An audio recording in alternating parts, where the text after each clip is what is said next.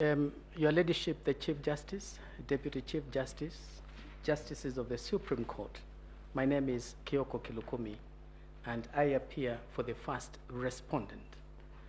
Our team leader has asked me to deal with the issue raised by Mr. George Oraro, Senior Counsel, in regard to the affidavits filed by Joseph Kinyua and Kennedy Keara. This court did direct that the first respondent is at liberty to come and place the facts he has before this court, not through affidavits, but we've been given the permission to place the facts because time was running and the court directed we have that time. The first respondent wishes to place it on record that under Article 240 of the Kenya Constitution, there is established a National Security Council. And he is, by virtue of being the substantive deputy president, is entitled to sit in that council. He says, in the last 5 years, the council has not sat and discussed anything to do with elections. He further says that matters of election are vested in an independent body, and that independent body is the IEBC. That is the body that has the constitutional mandate to deal with elections. He further says,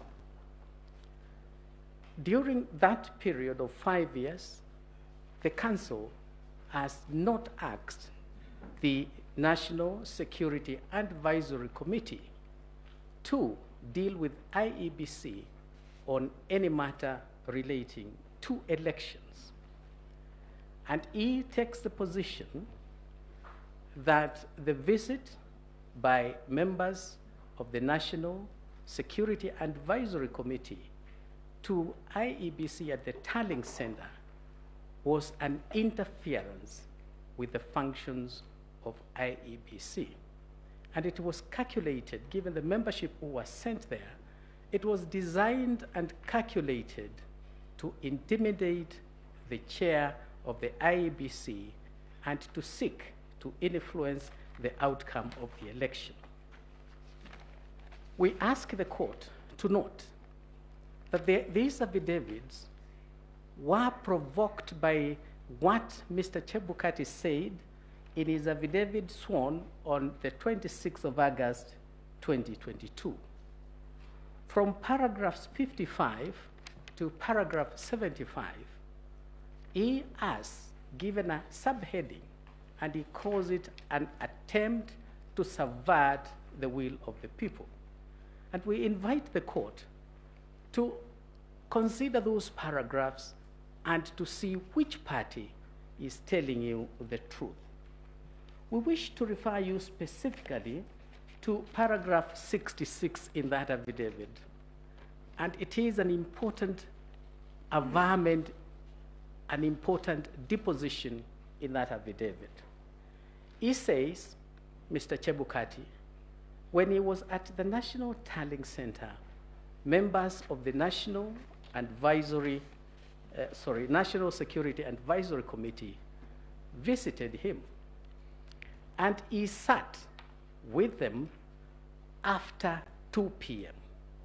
It is important to contextualize the time. We are talking of the 15th of August, Bomas of Kenya. There is a meeting, and this meeting is attended by all the commissioners. All the 7 commissioners are there. The fact of that meeting is not disputed, or the affidavits filed regarding that matter make critical admissions. The first admission is that indeed Joseph Kinyua telephoned Chebukati and told him, I'm sending my members to you. That's an admission.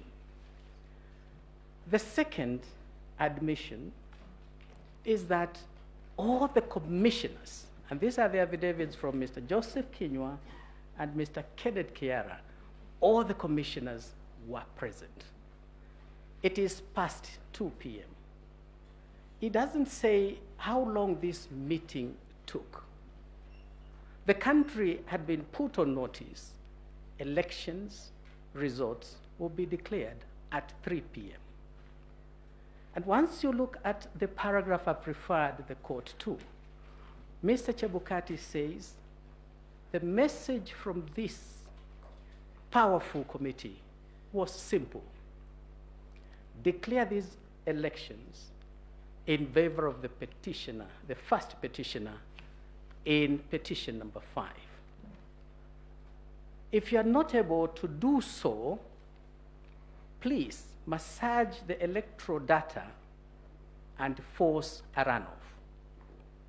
And now that issue was discussed openly by the members of this powerful committee and all the commissioners in IEBC.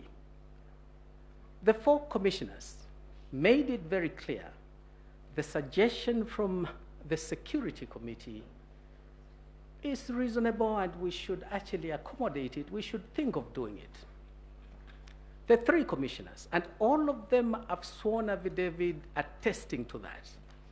The 3 commissioners said, nothing doing. We will declare these elections in accordance with the Constitution of Kenya, and we will declare the legitimate results. And so we ask the court, you do not have the advantage of witnesses being cross-examined, but you have the ability to look at all the accounts and see which account is more probable. The meeting starts past 2. Elections were to be declared at 3. At 4 p.m., the 4 commissioners are in the Serena Hotel.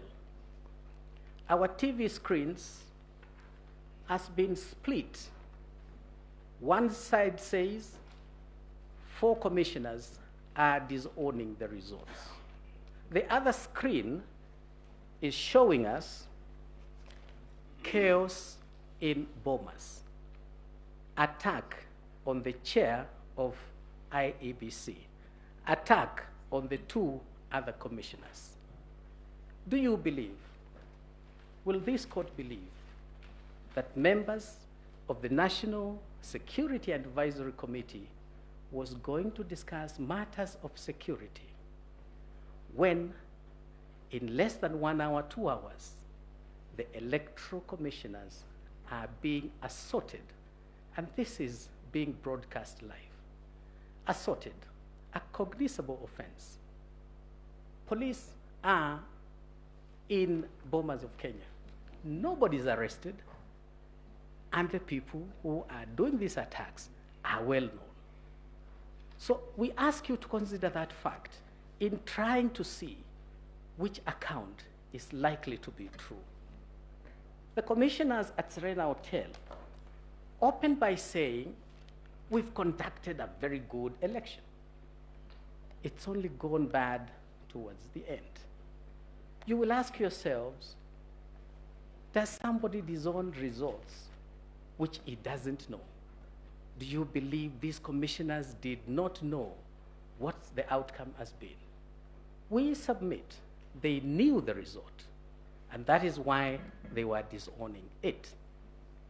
We also ask the court to consider these 4 commissioners, apart from the press they did on 15th of September, they again did it on 16th, the following day, 16th of August.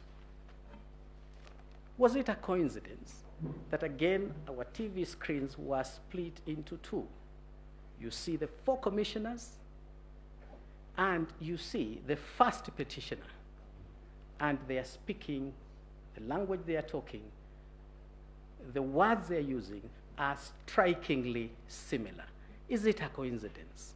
These are matters we invite the court to consider in trying to ask itself, which account do we believe? I urge this court to believe the account given by the three commissioners, the will of the people was just about to be subverted. And the attempt was unsuccessful because the three commissioners stood by their oath of office and faithfully executed what was expected of them by the Constitution of Kenya. This split between the commission, the court has asked posed questions. When did it happen?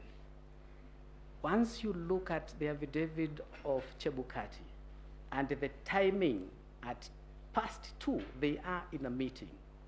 And by 4:00, they are in Serena Hotel. You will come to the inescapable conclusion that the division in IEBC was caused by the National Security and Advisory Committee. And indeed, they hijacked the 4. That is why the 4 would approach this court for the very first time in the history of this country, approach the court to seek nullification of an election that they superintended and that they said they conducted a very good election. We ask the court to take into account that there appears to have been a mistaken impression that presidential elections are determined by commissioners. Anybody who wants to become the president of Kenya must have in his corner the Kenyan electorate. And that voter who turns up in the polling station, not the one who stays away. And if you convince that voter who turns out and you get the majority of votes, you become the president. 7 commissioners cannot make you the president. 4 commissioners cannot make you the president.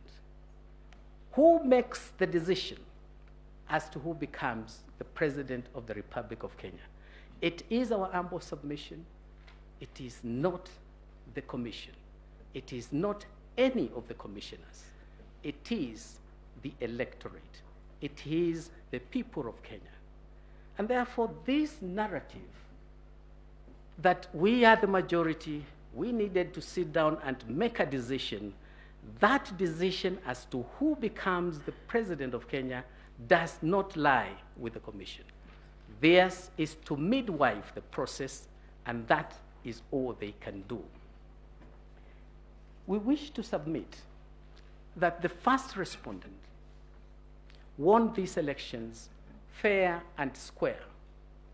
You've had the submissions and the evidence that has been presented by the midwife, IEBC. And they have made it absolutely clear that this election was conducted in accordance with the Constitution. It was computed in accordance with the Constitution. And they have a very clear winner as to who obtained the highest number of votes and made all the requirements required by Article 138(4). For that reason, we ask this court to consider that this petition is the consolidated petition are founded, they are all anchored on fiction. They are all anchored in forgeries. They are anchored in fraud. That clearly tells you these petitions are built on sinking sand, and for that reason, they must fail. I wish to ask the court amply to reflect on the ruling of King Solomon. Just like King Solomon before you, you have 2 gentlemen here, each one claiming a baby. The baby they are claiming is the outcome of the 2022 election petition. During the days of Solomon, there was no DNA, and therefore he could not easily make up a decision as to whose baby is this. Today, you don't have mothers competing for this baby. You have two gentlemen, each one of them claiming the baby. What does the petitioner ask you to do? Just like the days of Solomon is telling you, give me the baby is mine. And then he goes on to tell you, if you cannot give me the baby, slice it into two. We can call this baby Victoria. We can call this baby Victor. But the more gender-neutral term, let's call this baby Victory. Baby Victory has a clear DNA. Baby Victory, his DNA is captured in the original Forms 34A. His DNA is captured also in Forms 34B. That baby belongs to Honorable William Samoei Ruto. Give him his baby. Don't divide the baby. The petitioner here is telling you, you either give me the baby or cut the baby into two. Nullify the election. Solomon used that in this year to know who was the true mother of this child, because no mother would want her baby chopped into two. And so by the petitioner coming to tell you here, if you don't give me the baby, slice the baby into two, you already know whose baby the victory of 2022 presidential election is. I urge the court to give the baby to the legitimate and lawful father, who is Honorable William Samoei Ruto. Thank you very much.